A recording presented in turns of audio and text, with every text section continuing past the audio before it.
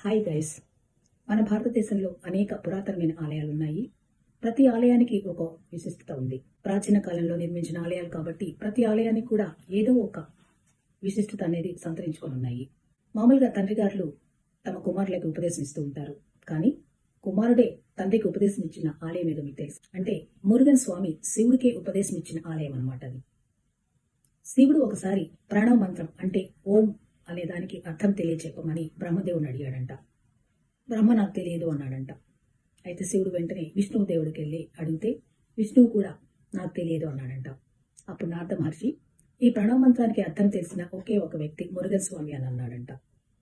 అయితే వెంటనే శివుడు వెళ్ళి తన కుమారుడైన మురుగన్ని అడిగాడంట ప్రణవ మంత్రానికి అర్థం. అప్పుడు మురుగన్ అన్నారంట, అడిగేది నాన్నగారైనా కూడా ఒక శిష్యుల్లా విండ్రమంగా అడిగితే తెలియజేస్తాను అన్నాడంట. అప్పుడు వెంటనే శివుడు వంగి శిష్యుల్లా కూర్చొని ప్రాణమంత్రానికి అర్థం అడక్క మురుగన్ వెంటనే ప్రాణమంత్రాన్ని యొక్క అర్థాన్ని, దాని రహస్యాన్ని తన తండ్రి గారైన శివుడికి ఉపదేశించాడంట.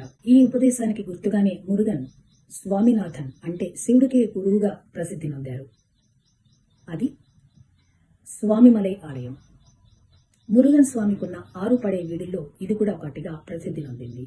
మీకు నచ్చినట్టయితే లైక్ చేయండి, షేర్ చేయండి, మా ఛానల్ని సబ్స్క్రైబ్